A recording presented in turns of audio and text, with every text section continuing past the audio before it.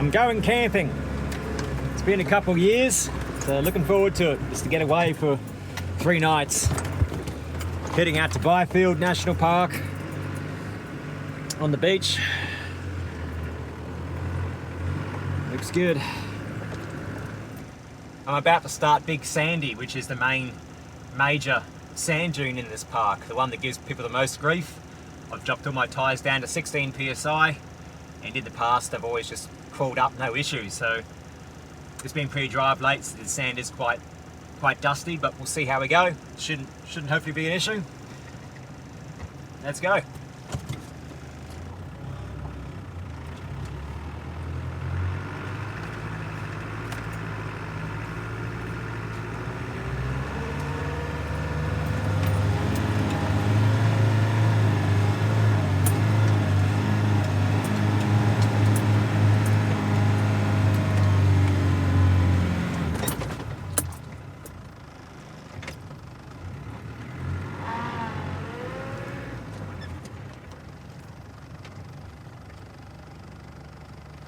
One little stop there, try again.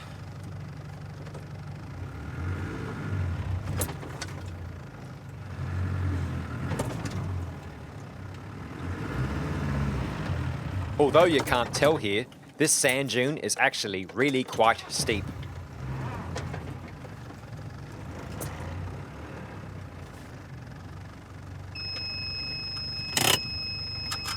Time to lower the pressures a bit more, I think.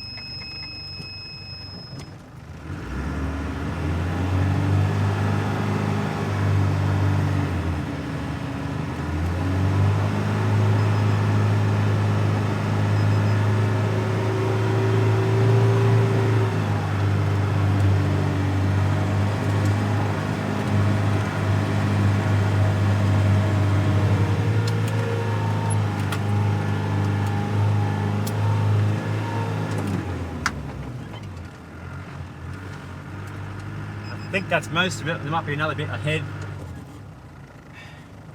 I can definitely see what a lot of the locals say drop down to 12 psi, but in the past 3 times I think I've been here, 16 has done it, but this time it's just too powdery and dry, so it's scary. The engine sort of had its overheating moment. The tyre pressure alarm's going off.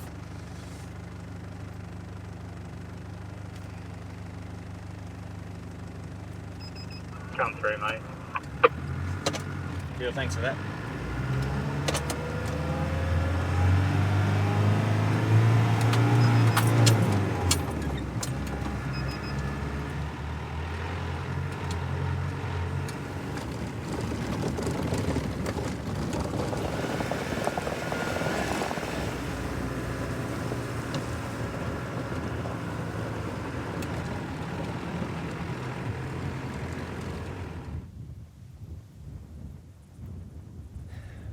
And this is Stockyard Point. Probably one of the best lookouts here. Over there's 5 rocks. You can see the different rock outcrops. And a nice little secluded beach down there you can take a walk down to. Should be a storm coming through, I believe, later on today. We'll help cool things down a bit. The wind up here is pretty nice. Looks like there's a few people out on the beach. I've chosen to camp in one of the more secluded beach sites, the Casuarina campsite, which is down there. So I have to watch out for the tides as well. It should be on the outgoing tide now, so by the time I get to the camp and set up, it will be good. I'll spend 2 nights there, and then I'll come back up and I'll spend 1 night, a 3rd night here at 5 Rocks Campground, which is a lot more people, but also has toilets and showers. But I don't really need that. But yeah, it's been probably more than 2 years now, ever since I finished my trip around Australia, since I did a real camp. I did a one-nighter out to Red Rock Campgrounds, which is also part of Byfield National Park. But I've just been wearing down, working myself crazy, saving what I can, and just seeing what happens with the current world situation, whether or not I have freedom to travel anymore or not. It's just up to the government, I guess, for the time being, so I'm just watching that space. Yeah, I am questioning what I can and can't do in my future trips. But for now, join me on this few days just to relax and catch up on some books. There's minimal phone reception out here, so I should be on my own. It'll be nice. Let's go for a little swim and just enjoy.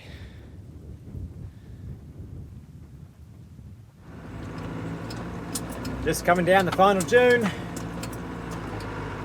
and I am on 9 Mile Beach. In past experience, it's usually a pretty firm surface. Here we are.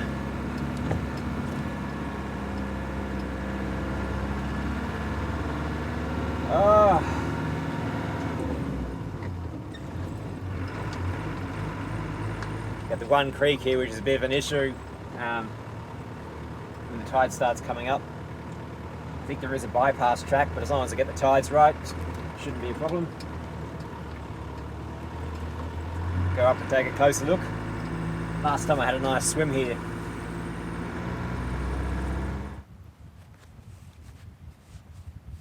And the hat is on. You see I've upgraded some of my sunglasses too.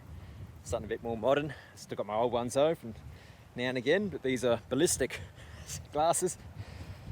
Saw them online, thought why not have my sunglasses bulletproof to a 22 caliber rifle round. Let's take a look up here.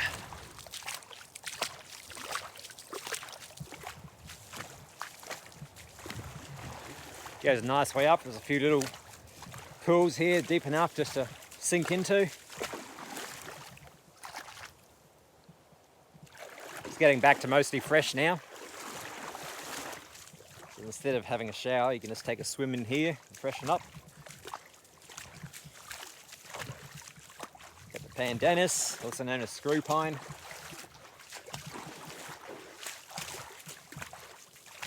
Oh, beautiful red colour sand there, Iron Ridge.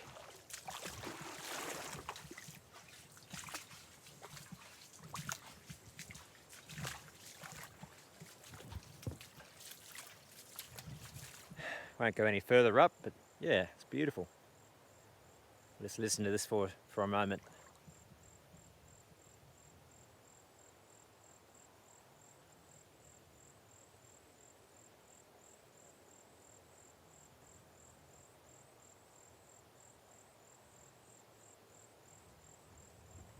Don't hear anyone. That's awesome. I've been living right in the heart of a town, so lots of noise and lots of pubs and clubs, music going every Friday, Saturday night. I think eventually it's just wearing me down. I'm sort of not used to that.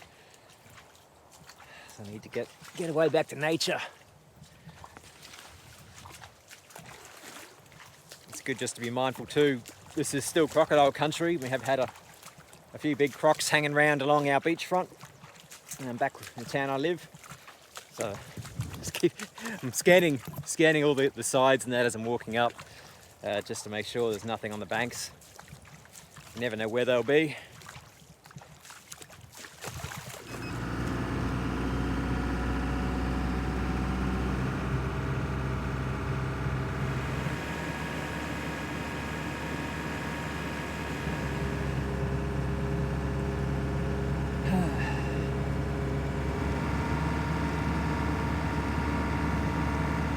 Really salty seaweed smell just starting to hit me now. It's like, oh, it's like so refreshing. It's like back to nature. Oh.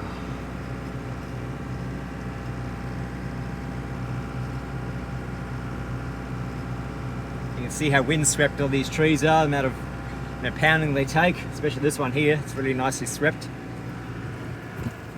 Just come to my campsite turn-off, almost drove past it. Melaleuca.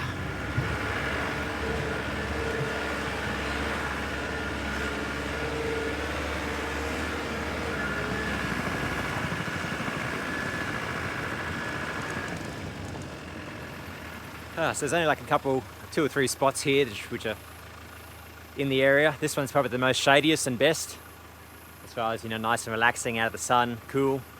Might have a bit of an issue trying to pop my top though. I'm just trying to find, there's a bit of a gap here. Might be able to reverse into this. Decisions.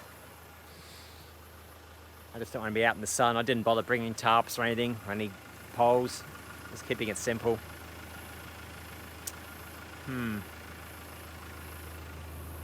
Over here looks a bit more open. Reverse back into this spot.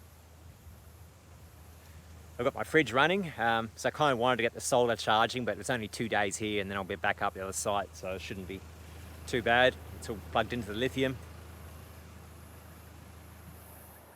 Well, I still haven't quite come to a decision, but I think it's time for a smoko anyway. I'm feeling hungry.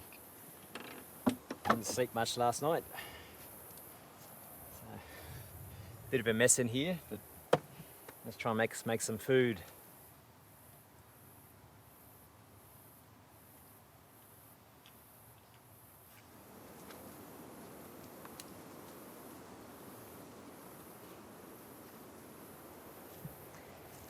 So first up, I think I'm just going to sit back and read my books. Got about 30 books at home I've been meaning to read, just haven't had time. And then tomorrow I might try and knock out a couple of review videos I've been meaning to film for a long time, but haven't gotten around to it. So time to wind down. So it's a little after 2 o'clock. I've been reading for a couple of hours, had a quick lunch. Think I might have a nap now. This is going to be one of the most exciting videos I've ever made. It's just full on. So I'm going to have a nap, have a rest, and then might show you down on the beach later. Catch you soon.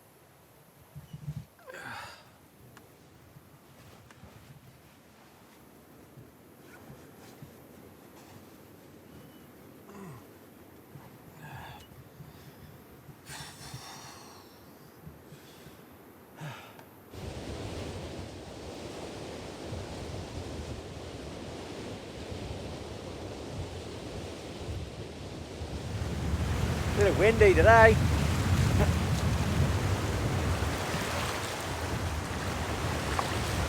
Still a nice temperature. It's about mid-October now, so things are starting to warm up, particularly during the day.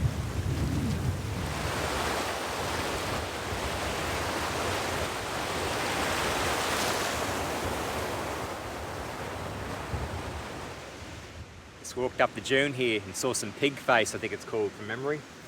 It's this nice green succulent. It is a bush tucker. The Aborigines, I believe, used the leaves as a seasoning to add saltiness to meals. And these flowers here, well, the flower turns into a fruit. You apparently can eat these as well. I've never actually tried it.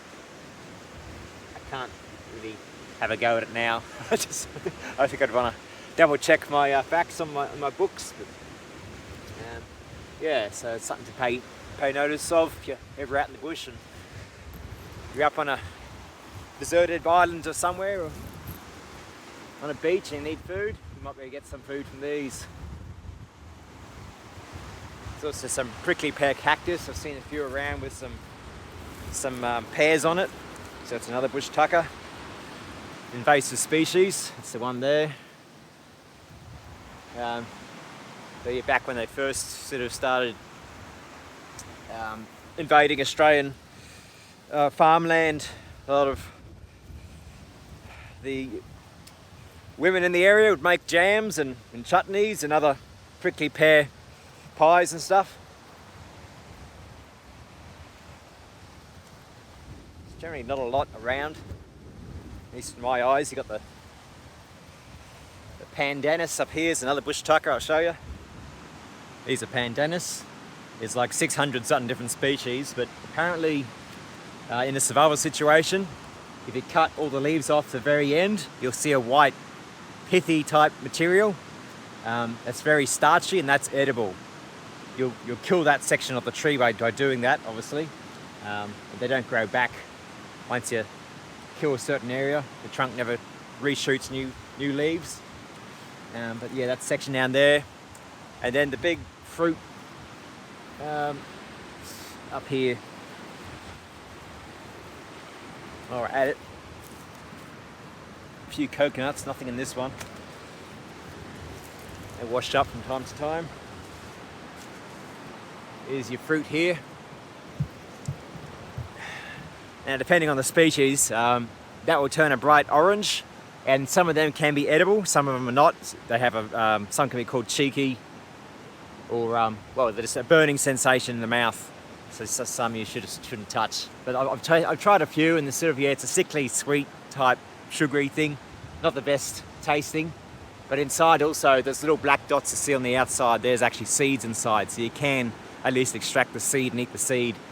But it's a lot of work because it's just so condensely packed. Just to get the seed out, you probably mash everything together. The more you're just trying to pay attention as I walk around places, what I can eat. Just thinking, if worst came to worst, I'm further out somewhere alone. If I needed to survive off the bush, could I do it? I'm pretty sure I couldn't. Pretty sure I'd be dead. If I get the water, I might survive a couple of weeks. But here's a few more that are starting to turn more orange colour. They're a bit yellow. There's little black bits. They're meant to be seeds inside there, each section of fruit. But yeah, it's very pithy, and once they're dried out, they're pretty much useless. But if you can get them nice and orange and ripe, you'll smell the fruitiness of it. In some islander nations where they have the good pandanus, they make it into juices and they squish that out, and yeah, I've watched a few documentaries on it. It looks delicious, but you never know here. It's something I had intended once to do more of and study more bush tucker and introduce it, but I just usually don't have time when I'm out filming and then trying to fact check things. So, I've got a couple of different books, and one book will say one thing, the next will say another. I think this is an example here. This creeper vine. I think from memory that was called crow's foot or something. In one of my bush tucker books says it's edible. But if you read another book, it actually says it's toxic, and the only part that's edible is the tap root. So you have to track all these vines back up to the main feed, dig down a metre or so, or however long it takes to get to the main root, and that part's edible if you bash it, soak it in water, change the water, boil it out, change the water again, boil it out to get rid of the toxins in it, and then you'll be left with another white, pithy, starchy substance which you can eat. But who's really going to try that? You'd have to be pretty desperate to do that. A lot of work involved. So one book says it's edible, the other says it's toxic. So you just got to be careful. A lot of these bush tucker books can't always fact check everything and test it themselves. But along beach like this, it's highly frequented. You will have the various things wash up and set seed. You never know what you might find, some chili bushes and stuff. Here's one of the cactus I was talking about. There's your fruit. Little pears, they got hairs on the outside there, these little tufts. So you need to be careful when picking them. You got to skin them first so you don't get all the hairs mixed in, because it will probably be quite bad. Yeah, apparently you make jam and stuff out of them, or eat them if you need to. I think I tried one as a kid, but I can't remember much about it. There's actually a few different species of these invasive cacti, and they all have fruits. I'm not sure if every one of them is edible. It's again one of those things, just have to really do the deep study and double check and have the book, and that's why I don't recommend just trying things, because some things can be pretty toxic. People ask me why I don't do more bush tucker in my videos. Is that for that reason? Because I am on my own. I don't want to be experimenting with plants I don't know fully if they're the correct species or not. I can't afford to get sick when I'm out in the middle of nowhere on my own. There's one of the park rangers I worked with up north in Cape York. He was looking around. Try and get out of the wind here. Looking around some bush tucker and stuff, and he found some plant with some nice little berries, and he thought he'd try it out and just looked like it was an edible plant. And he thought, oh no, I'd better just rub it on my skin first, do a skin test to see if there's any reaction. Some time passes and he starts rubbing the spot, and it starts getting really sore. And then he looked at his wrist, and like it just had this big, massive, like welt of purple and inflamed bloodiness. It was like a caustic bush or something. It's like caustic acid, wherever you call it, I don't know. But the fruit was just, yeah, if you had ingested that, you probably would have done severe damage. Because to see like purple skin was just, that's purple from like blood and stuff beneath the surface, and damage to the skin surface is just so bad that it attacks human flesh, basically. So if you had ingested those, you know, that's emergency treatment. Could have been critical. So that's why you don't just try things. Ah, look at this, another bush tucker, another invasive species. This one here is stinking passion fruit vine. All these, you can see here these flowers, that's where the fruit comes from. When they're green, they're toxic, but when they're bright yellow, or orange, they're edible. So this is, yeah, introduced species. You see it in vast areas now. It can form quite a big mat around the place. So if you do see it, you probably should, you know, pull it out. It is an invasive species. Yeah, quite a few. You can used to have these as a kid at my house. Big rows of them here. So when all these get ripe, you can have a feast, just like a normal passion fruit, just lots of seeds. But there's enough, you know, enough passion fruit goodness in there. Oh wow, whole, yeah, multiple plants all the way down here now. So I just walked over this one little forage dune here. Like I said, stuff washes up and spreads, or birds spread seeds. So you don't know what's in here. So between the pig face, passion fruit vine, cactus, pandanus, and then of course you're on a beach, so if you go for looking for some pippies, try burying down, I think closer to the low tide mark, you might be able to get a feast of pippies, which are a little mollusk or something, a shell, typically used for like fishing bait, but they're fully edible apparently. I saw the bush tucker man eat them. There's hidden, so they must be good. It's probably pushing the extent of my knowledge of bush tucker. That, you know, keep an eye open. You never know what you find.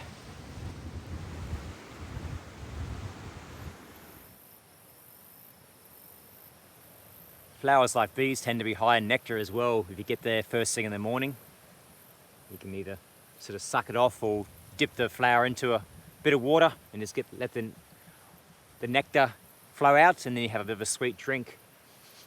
I can kind of feel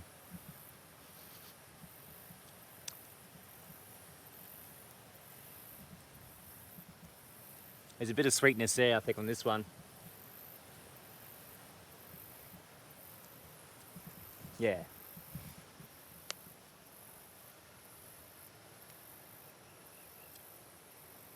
So if you get the first thing, before the birds get to it, you might get a bit of a sugar hit. I just found this beauty here. Look at all the fruit. Enough there. Nice big flowers on it too. So you can make quite a bit of jam out of this one if you wanted to. Or just eat them off the bush.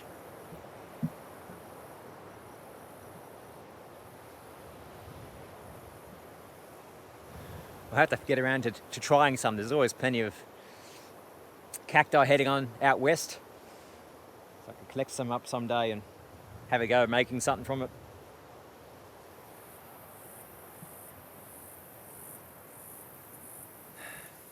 And of course, you know, I'm pretty rusty on my bush tucker, so don't go trying any of these things until you fact check everything yourself, buy some books on bush tucker and get the exact species down, you know, correctly. Because there's a lot of things which look like things which aren't things, and they can be deadly, and the other one's perfectly fine to eat.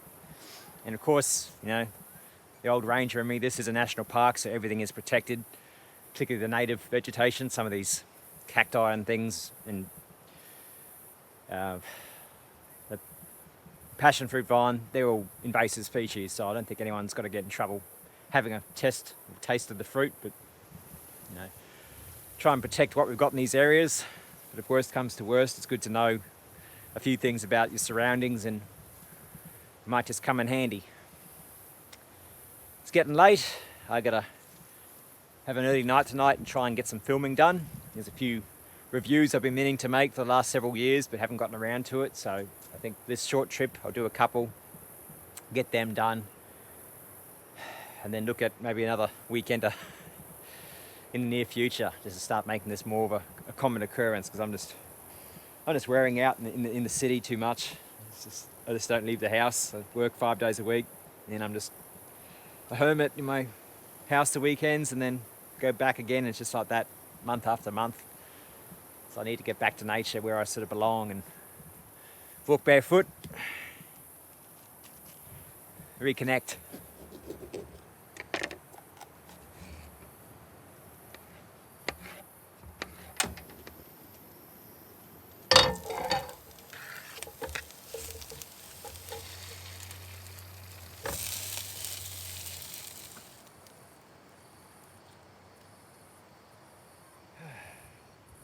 There we go, nice bush meal. Snags on bread, but a bit more fancy than normal. I'll get stuck into it.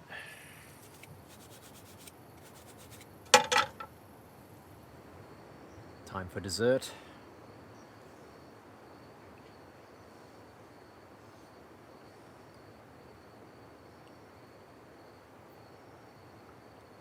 Seems to just beat the mosquitoes. They're just starting to come out now. That's why I'm retreating up into my car.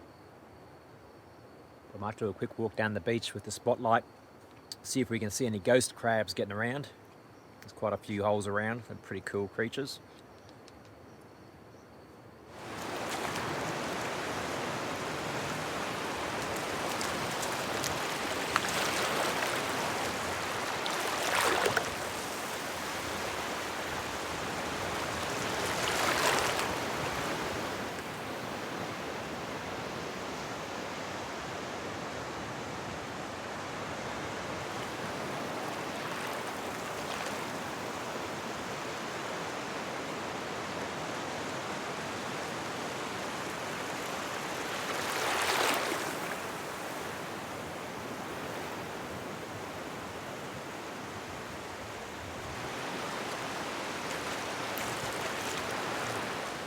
No ghost crabs yet, just some beach or sea crabs, wherever they are, sand crabs. I'll look up, mostly the ghost crabs up along the banks. You'll see the holes around the place. Go up and take another look. I found a ghost crab hole. He's just inside. Just see if I can get a shot of him without scaring them too much.